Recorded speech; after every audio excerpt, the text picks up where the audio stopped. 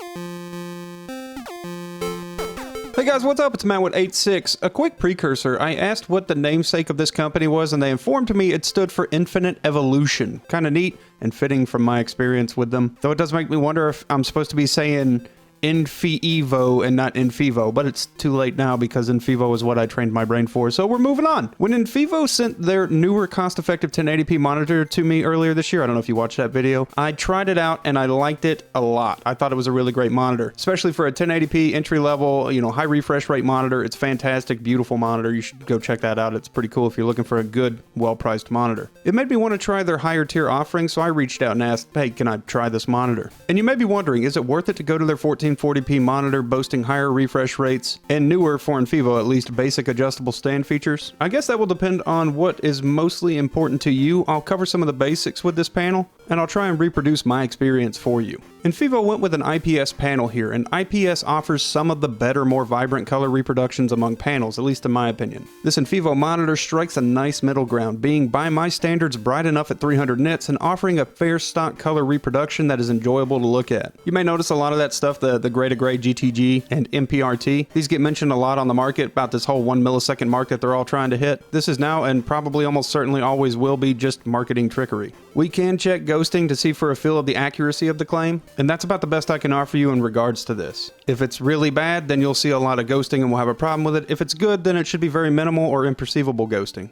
So as I'm talking, you should be seeing some footage right now, and posted here are frame shots, and these are kind of my results from high movement where ghosting occurred. And in defense of this monitor, it did well. Ghosting is minimal and imperceivable to me during play. Only in after frame shots do I really detect it, and even in some of those, they look buttery smooth. And this next shot is our black crush test to see how well we can distinguish the blacks, which helps illustrate to what depth we will be able to interpret black levels with our eyes using this monitor. Black crush will only iterate as well as your own monitor will allow it, even when it's recorded, so I use an overexposed shot to kind of show you what I can see in person. I can see easily up to box 5, and I can see a bit of box 4 if I'm looking hard. As far as an IPS panel goes, I kind of expected a little bit better, but that's not terrible.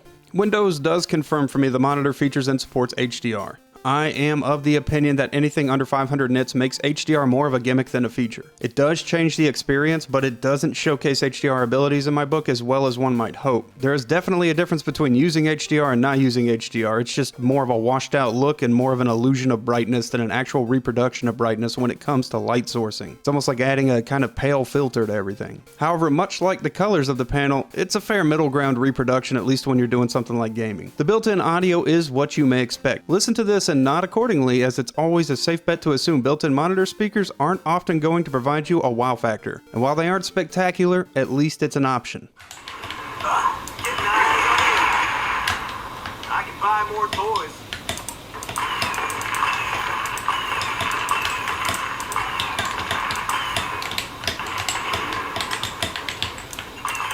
The monitor inputs on the bottom are for DC power. You have two HDMI 2.0s, and the 2.0s are limited to 144 Hz at 1440p, and you also have two display ports, which is the only way to achieve 240 Hz at 1440p. Next to those is a 3.5mm aux jack. The new stand design still has a sort of cheap stand feel and doesn't have a lot of weight to it, so that kind of makes balance and movements feel a little clunky. But as far as movements goes, it can pan left and right, it can tilt up and down, it can lift up and down, and it can spin 180 degrees for vertical viewing. I guess if it's going to be a small footprint, lightweight, cheap feeling stand, at least it is so while it's able to do all of those things. This new iteration of stand sort of finds itself in the middle ground as well. It is worth noting that if you don't like the stand and don't want to use the stand, it does use 75mm base of mounting, so you can mount it to like a desk mounted arm or something. Just keep in mind that, like I said, 75mm isn't going to fit most back plates. You may need something like risers in order to attach it or affix it well, so just keep that in mind. The on-screen display menu is definitely better to navigate and easier to understand. It's fairly basic and straightforward and is navigated via a multi-button layout on the back bottom right if you're facing the monitor. I say it every time, so of course I'm going to say it here too.